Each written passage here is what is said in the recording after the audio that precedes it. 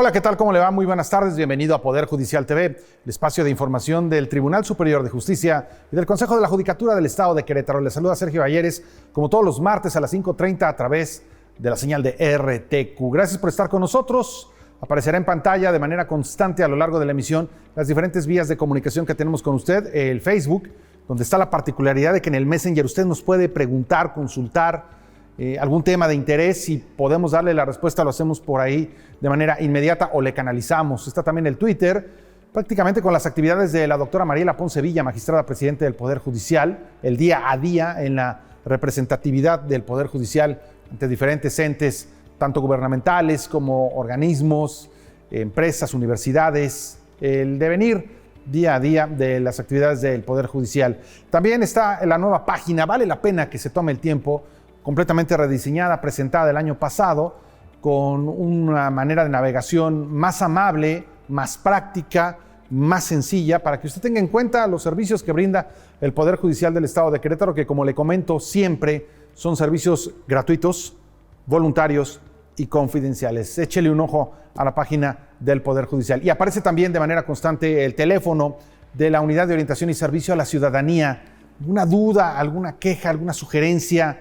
Marque con confianza, anoten un papelito muy bien su idea, si hay un número de expediente, para que quien está del otro lado de la línea capte más rápido la idea. Es mucha la gente que utiliza el servicio y ahí le van a poder dar una respuesta para que usted tenga un panorama más amplio a todo aquello que le quite el sueño. Si usted quiere acudir de manera presencial, le recibimos con todo gusto en Casa de Justicia, aquí en Plaza de Armas, en el histórico centro de la ciudad de Querétaro, y también en la Ciudad Judicial de Querétaro y de San Juan del Río. Ahí están los canales de comunicación, ahí está esta manera de acercar al Poder Judicial con la ciudadanía. Y hoy tengo el gusto de platicar. Acabamos de terminar la presentación de una obra de juristas a ministros, los expedientes de exámenes de abogado en Querétaro de 1838 a 1874. Tuvimos el evento y la verdad es que aprovechamos para platicar con los autores de la obra, pero en este momento básicamente con el doctor Juan Ricardo Jiménez Gómez, a quien tengo el gusto de conocer desde hace mucho tiempo, un aprecio muy especial, un jurista destacado, doctor en Derecho por la UNAM, pero forjado en la Autónoma de Querétaro, diputado local, magistrado en retiro del Tribunal Superior de Justicia, un apasionado del estudio de la investigación de la ciencia jurídica, más de 60 obras publicadas en ese sentido, y hoy es un gustazo de verdad personal poder platicar con él acerca de esta que me entero también es la segunda parte de una trilogía muy interesante. Siempre echarle un vistazo al pasado nos ubica para tener mayor valoración de nuestro presente. Rescaté algo que dijo dentro de todo lo interesante. El doctor dijo que la garantía de los documentos que son patrimonio de la humanidad son su conservación y su publicación. Memoria histórica para una entidad pujante como lo es el Querétaro de hoy, y cuánta razón tiene. Doctor, gracias por acompañarnos aquí en esta sala de plenos. Encantado de estar aquí, Sergio.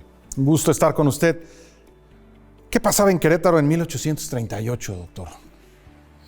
1838 estamos ya inmersos en la vigencia del centralismo. Desde 1835 en Querétaro hubo un giro político. El primer modelo, que fue la República Federal, había fracasado en términos de lograr el avance del país, la pacificación del país, en términos de crecimiento, en términos de eficacia política. Y entonces las élites del país, principalmente el ejército y los caudillos regionales, deciden que hay que impulsar otra forma, que es el centralismo. Y en Querétaro se abrazó sin ningún problema este nuevo modelo, y la legislatura del Estado desaparece, de tal manera que la legislación es nacional, y estamos ya, el Tribunal Superior de Justicia, que había estado en el federalismo, algunos ministros continúan y otros ya no. 1824, fundación del Tribunal. 26, un 3 de junio. Sí. Habían pasado 8 años.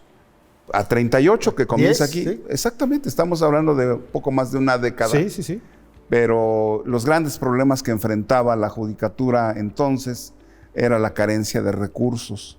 No se les paga a los ministros, no hay una fiscalidad. la Primera República Federal fracasó para poder construir una fuente de financiamiento del quehacer del Estado, entre otros de la Administración de Justicia, y tienen que seguir con el viejo modelo colonial de los derechos judiciales, donde la justicia cuesta, las copias cuestan, las diligencias cuestan, pero ni siquiera esto que se pretendía quitar logra, bueno, vamos a suprimir plazas y tratar de que las cosas funcionen.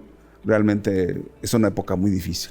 ¿Estos juristas de los que hablamos en ese contexto eran unos románticos del derecho por todo lo que enfrentaban en ese momento?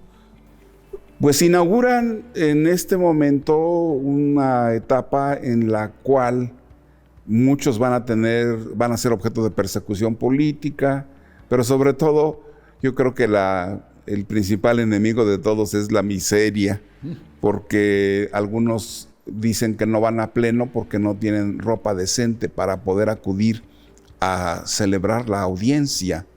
No se les paga durante meses y cuando finalmente hay un poco de dinero, pues les dan a cuenta de lo que se les debe. ¿Qué pasa con el dinero? El ejército consume todo. Los estudios demuestran que más del 80% de los recursos que son percibidos por el Estado los toma la caja militar para los gastos del ejército. Y esta será la constante hasta el porfiriato, donde se genera una estabilidad política, una paz que permite la consolidación de instituciones y una nueva fiscalidad en donde hay recursos para poderle pagar a los magistrados, al personal, a los jueces. En fin, estamos hablando de un cambio que tardó 50 años en poderse instituir. Aquellos magistrados entonces compaginaban la aplicación del derecho con otras actividades para poder vivir. El problema es que no podían litigar, para empezar. ¿Y qué actividad podría desarrollar un ministro para agenciarse los medios para subsistir? Terrible. Muchos de ellos tienen deudas, han empeñado joyas. Alguno de ellos lo dice: tuve que vender lo más preciado que hay para un abogado, su biblioteca jurídica, porque no tiene para comer. Algún otro ha visto las enfermedades, a algunos se le murió a su hijo porque no tuvo los medicamentos para poderlo atender. Es una época muy difícil, muy difícil. Y llegamos a la consumación de la segunda independencia con el sitio de Querétaro, 1867. Hay magistrados, pero no les pagan, y entonces dicen, bueno, si no nos pagan, ¿cómo podemos funcionar? Tenemos familia, y deciden cerrar el tribunal. Esto no se los tolera el gobernador porque dice que le echan la culpa al gobierno que no ministra los recursos, porque es obligación del Poder Ejecutivo ministrar los recursos para el funcionamiento del Poder Judicial. Y se genera un problema político terrible. Tendrán que transcurrir todavía una década para que haya una estabilidad, con un cambio político, con nuevas alianzas, con un esquema económico de desarrollo distinto. ¿Cómo eran vistos esos magistrados por la sociedad en aquel entonces? Pro bono, perseguidos, sin la legitimación del Estado. ¿Cuál era la apreciación que se tenía de ellos? Lamentablemente no tenemos una visión que nos permita la imagen del otro lado de la barandilla. No hay en la historiografía queretana, en lo particular, muchas referencias al comportamiento de los impartidores de justicia, pero son las propias quejas de ellos las que nos muestran el gran ambiente de conflicto que se vivía y que realmente, digamos que heroicamente podían seguir funcionando como tales. Las soluciones no encontramos en la vida cotidiana o en la literatura popular o alguna otra fuente elementos para poder calificar cuál sería la opinión que tenía la sociedad, pero sí podemos ver en el propio discurso institucional y en la correspondencia del tribunal contamos con las actas prácticamente todo el periodo y de oficios al gobernador y viceversa a los magistrados, donde son una sarta de quejas, porque dicen es que este juez no va a trabajar. No va a trabajar porque no le pagan, no va a trabajar porque no hay con qué pagar ni siquiera el papel o la tinta con la cual se trabaja para los procesos. Y entonces todo es una serie de implicaciones. Las soluciones: suprimir el Tribunal Superior de Justicia, y entonces Querétaro se queda sin magistrados, sin justicia superior, y los asuntos se tienen que ir en apelación o en revisión a Guanajuato. El Tribunal Superior de Guanajuato tiene a su cargo los tribunales de Guanajuato, Querétaro y Michoacán, en 3 momentos en la historia hasta la caída del imperio de Maximiliano. O sea, modelos centralistas. La solución no es generar fuentes de riqueza, no es generar mecanismos económicos para poder tener una fiscalidad. La solución es suprimir los empleos y así tener ahorros. Obviamente, pues no funciona esa solución. De juristas a ministros, expedientes de exámenes de abogado en Querétaro, la etapa que platicamos de 1838 a 1874. El papel también de estos magistrados de aquella época para ser pues sinodales de aquellos que pretendían ser nuevos abogados. Yo lo oí en su exposición. Vaya requisitos exhaustivos para hacerlo en ese momento. Sí, habría que decir que este mecanismo de certificación que realiza el máximo Tribunal de Justicia del Estado, del departamento, es una herencia de esquemas que vienen desde prácticamente la Baja Edad Media, porque la Real Audiencia de México funciona igual. ¿Por qué razón? Porque, pues sí, la universidad puede darle a una persona el título, que el título era de bachiller en Derecho, pero ¿cómo certificamos como Real Audiencia que este sujeto, este individuo, tiene la capacidad para poder desempeñarse como abogado? Entonces, el poder de certificación de la Real Audiencia de México y de Guadalajara pasa a los tribunales locales, porque es una función de soberanía, porque finalmente la Real Audiencia es órgano de justicia del rey, y el rey pues es el ministro de justicia superior de su propio reino, y él debe cuidar que los que van a ser abogados y van a defender las causas en los tribunales estén preparados para servir a la sociedad, al pueblo. Entonces, es una función pública de certificación, y por eso los tribunales, los ministros de la los oidores de la Real Audiencia y luego los ministros locales realizan este acto. Entonces, el aspirante, después de haber terminado los 3 años de teórica, realiza 3 años de práctica con un abogado y en los tribunales. Le dan su certificado y ahora dice, solicito examen, solicita el examen, y el tribunal revisa los documentos con vista al fiscal para ver que están todos legítimos, y entonces nombra una comisión de abogados para que le realicen un primer examen práctico, que consiste en resolver un examen sobre un caso concluido. Para ello, previamente, el secretario del tribunal desglosa la sentencia de un expediente y se lo entregan al sustentante, quien tiene 24 horas, de 24 horas a 36, según la época, para preparar, y tiene que jurar que no va a recibir ayuda de nadie, y él solito tiene que realizar. Por eso le llaman la noche triste, porque al día siguiente se enfrenta, imagínense. La familia, el peso social. No, pues, ¿cómo le fue? La presión. Hay menciones de que haya público, solo en un caso, porque van a estar en la sala de plenos del Tribunal Superior de Justicia compareciendo ante los máximos jueces. ¿Qué edad tenían esos jóvenes? Bueno, vamos a calcular la edad, vamos a pensar que están terminando el bachillerato a los 24, 25 años, más 3 o 4 años de práctica, 29 años. Alrededor, entre 27, algunos mayorcitos de 34 años están presentando el examen. Mayorcitos porque algunos fueron sacerdotes Primero hicieron el sacerdocio y luego hicieron cursos de derecho y entonces llegan un poquito más grandes que el resto.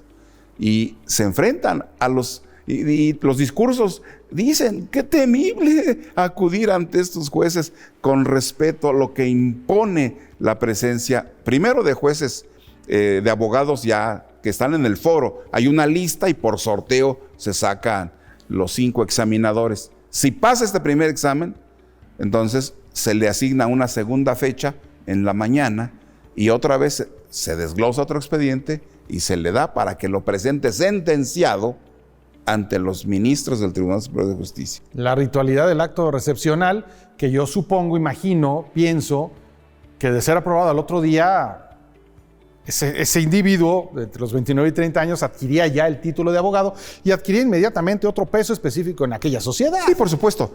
El acta de examen, o sea, tenemos todas las actas de los exámenes y dice, y consecuentemente esta acta le sirve de título de abogado. Solicitaba copia certificada y con eso ya en el porfiriato les van a dar el título, ya se van a hacer títulos y se los va a expedir el Poder Ejecutivo, no el tribunal. Pero entonces este es el íter y en ese momento ya es abogado y puede ejercer su profesión ante los tribunales del Estado y de la República siempre que lo presente al pase al lugar donde vaya. Tiene que presentar su certificado para que le den el pase. No creo que hubiera duda de la capacidad y el trayecto para obtener el título de estos, en este caso, 18 bachilleres juristas del Colegio de Querétaro que llegaron a ministros examinados, como comenta el doctor, rápidamente: Pedro Villaseñor y Centeno, Hilarión Noriega, Jesús María Vázquez, Rafael Martínez, Norberto Arcaute, Zacarías Oñate, José María Rodríguez, Agapito Pozo, a la postre gobernador, Silverio Rodríguez, Antonino Hernández, José Ramón de Blasco, Juan María Arteaga, Mariano Pimentel Caballero, Ignacio Burgos, Rodrigo Altamirano, Alfonso María Septién, José Vázquez Marroquín y Juan Valvanera. Sí, este Agapito Pozo es abuelo del Agapito Pozo, que fue gobernador, que fue rector, gobernador, ministro de la Corte, presidente de la Corte. Este es su abuelo. Es su abuelo. Su abuelo. ¿Cuánto tiempo le tomó, doctor, la construcción, la elaboración de juristas a ministros? Bueno, este libro es como un resto de otro libro que había yo hecho, que se llama Formación y Discurso de Juristas, donde solo me interesaba destacar cuáles eran las ideas, qué tan buenos discursos eran desde el punto de vista teórico, y solo escogí los mejores. Pero platicando con el doctor Edgar Pérez González, con miras a un año más de celebración del establecimiento de los estudios jurídicos en Querétaro, decidimos retomar lo que no se había publicado. Y es más, ahora publicar completos los expedientes. Y después hacer una serie de análisis. Él es administrativista y tiene una visión pues, que se complementa con lo que yo tenía.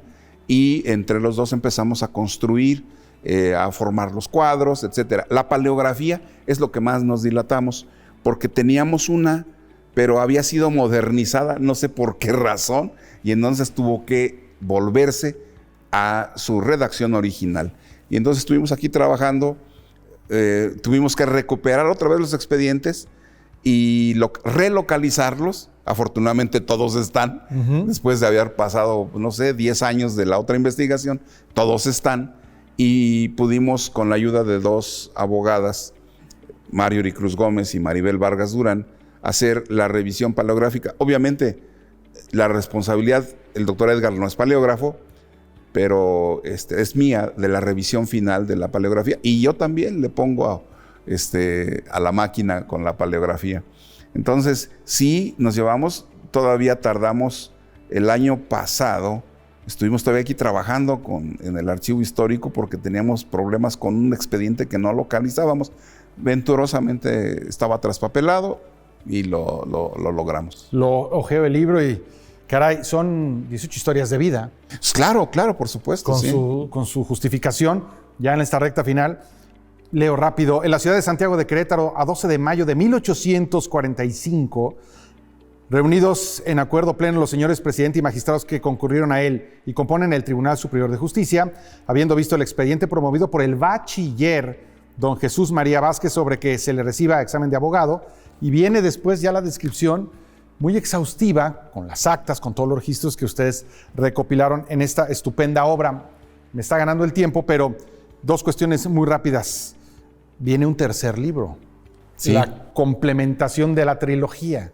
Sí, este tercer libro que estamos ya en la parte final de transcripción, igualmente con el apoyo de las dos abogadas ya referidas, son los problemas políticos que enfrentó la judicatura con la legislatura y con el ejecutivo en este ínter que llevó hasta que los fueron a someter a todos los ministros, a todos, a juicio político y criminal en la legislatura por desacato, porque no obedecieron un decreto de la legislatura que les mandaba a redactar los códigos civil y criminal. Esa es una. Otra, pues en la época del restablecimiento de la República, que cierran el tribunal porque no les pagan y que les aplican toda la reacción oficial de la República restaurada a ellos. Y bueno, es una lucha terrible. Y luego en 1914 que llega un general de la Revolución y dice, este tribunal no puede seguir funcionando, lo desaparece y pone un solo magistrado designado por él y que no debe seguir reglas ni bases, sino solamente equidad y justicia.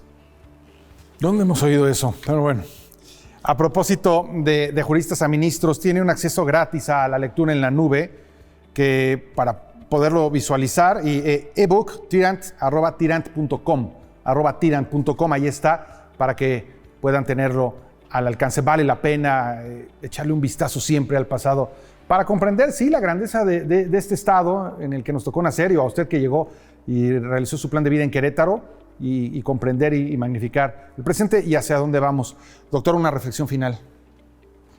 Pues invitar a todos los que les interese la historia de la justicia, que les interese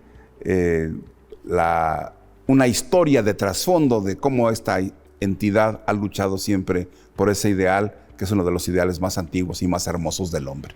Doctor Juan Ricardo Jiménez Gómez, gracias. Gracias, al contrario. Y gracias a usted que nos acompañó. Acá está el libro. Recuerde, en Tirant, ahí lo pueden encontrar. ¿Y de manera física en dónde está?